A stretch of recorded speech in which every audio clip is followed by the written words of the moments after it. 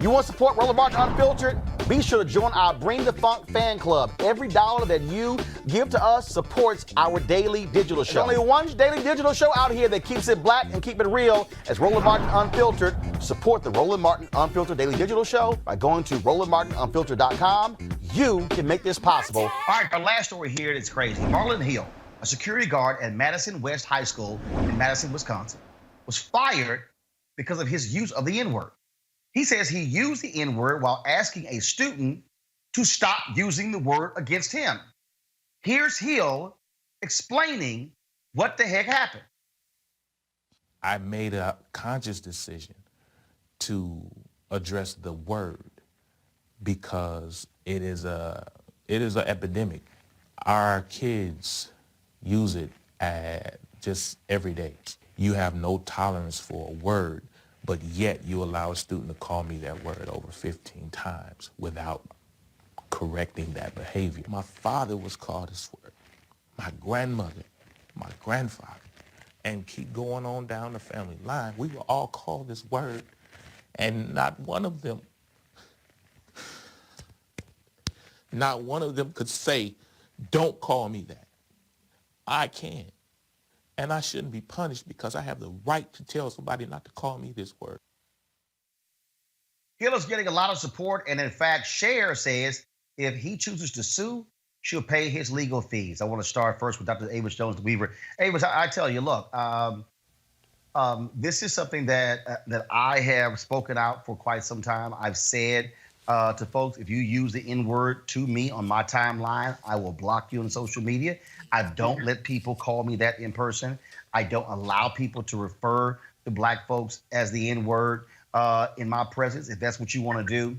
And for this brother to get fired because he told us he used the word and telling a student don't use it, that to me is absolutely idiotic. It is idiotic. It is infuriating to say that, well, it's a zero tolerance policy. This just really shows just the idiocy of any sort of policy that does not take into context actually what's happening at that moment. It's amazing to think that it was okay for him to be peppered with that slur over a dozen times. And finally, when he says, do not call me that, he's the one that has to pay with his job, with his livelihood, with his ability to take care of himself and his family. It's absolutely outrageous. And I hope that he takes Cher up on her offer and sues the daylight out of her. I don't get it, Shermichael. I don't get how this man, in standing up for himself, affirming himself, he gets fired? Yeah, I mean, Roland, this is a prime example of people being stuck on stupid here. And if I was an attorney, I would certainly advise him to figure out whatever legal means he has to sue. I don't think this was legitimate grounds to fire someone. He wasn't using it as a racial slur. He was merely saying, I am a person who demands respect. You will not use that word towards me. I think he actually should be applauded for that. And as you saw in his own statement, he understands the history behind that word. And he made very clear, look, we have ancestors who were not able to defend themselves in spite of being dehumanized. I have the opportunity and the luxury to do so, and I'm going to take advantage of that. And so I think this was just a stupid decision. Julian, I make clear to people, I don't want to hear your BS when it comes to the N-word. I don't want to hear this nonsense. Oh, we're reclaiming the word. I remember when Vanity Fair had a big cover story of Kendrick Lamar. And he talked about when a white girl came on stage and was singing one of his lyrics and she used it, he stopped the concert to admonish her. And he was like, can we please just have it to ourselves? And I was like, hell no, get that shit back. I'm like, why in the hell would I want a damn word that's used by oppressors against us? Get that bullshit back. Y'all can have it. I don't know what to say. We live in a society now where you have the younger generation where they will use the N-word freely in a normal conversation. And the sad part is, it's not African Americans. It's Caucasian, it's Hispanic, it's other nationalities that's using the word that's not African Americans. and that's a word that was used to derogatize our race as a whole. You know, when I read the article, I read where the student was black, and you know, Mr. Anderson was just trying to break up the incident between the student and I think the assistant principal, and the student was yelling, you know, explicit language, vulgar language, and using the N-word itself. And, you know, the security guards were saying, hey, do not call me the N-word. And I don't understand how standing up for yourself and just talking to a student and, you know, saying, hey, do not call me this N-word is grounds for immediate termination. And, you know, Mr. Anderson is a union employee, so I know the union will do the right thing and step in and make sure that, you know, it has to be something that you know, you got to show me where it says if you use vulgar language, you are automatically terminated. But he was using it in a way to defend himself. And I'm like, if a man can't defend himself, you know, against an adolescent to teach, you know, to teach an example of, hey, you don't say that to people, you know, then what line of defense does he have? And then Mr. Anderson also talked about the effect that it has on his wife and his 3 kids, where his health insurance is about to run out due to the fact that he doesn't have a job. Yeah. So it's great that Sherry is stepping in for the legal fees, but what about, you know, his everyday expenses that he needs to be able to provide for his family?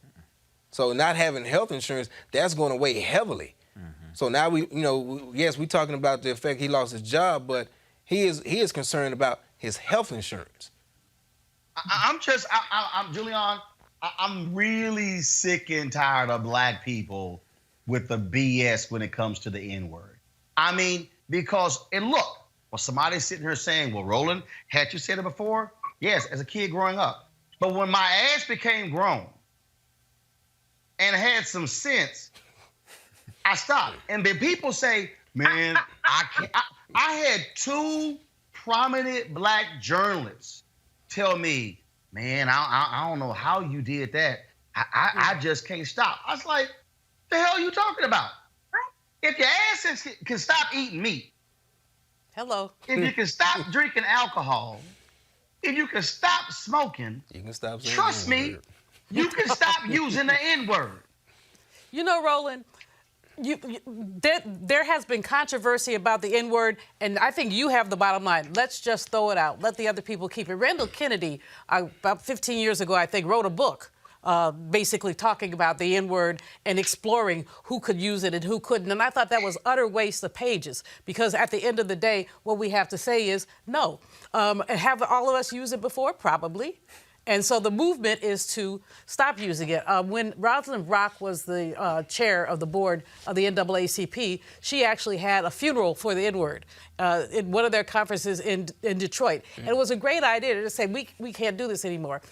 Regarding the security guard, he was on this job for 11 years. Yes. That's significant.